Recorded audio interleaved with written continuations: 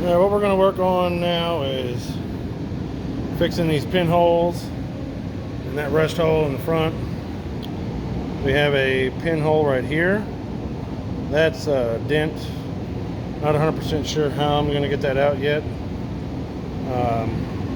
We have a pinhole here, a little bit bigger of a pinhole, and then we got a patch hole. I bent up this piece.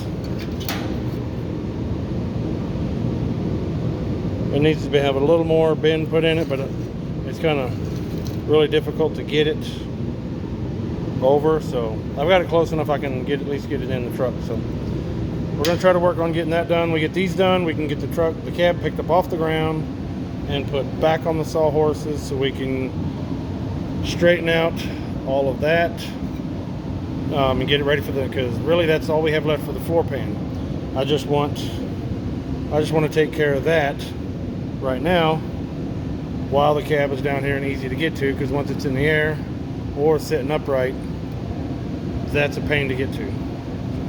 That's where we're at.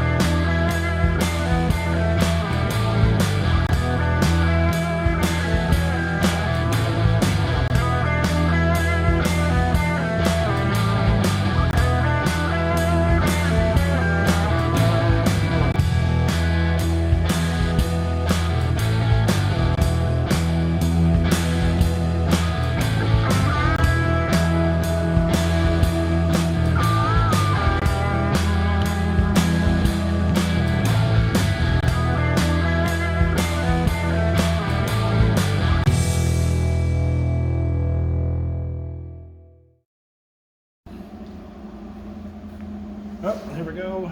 We got went on ahead and just filled that little dent up. That hole, that hole, that hole, and that patching. All nice, smooth.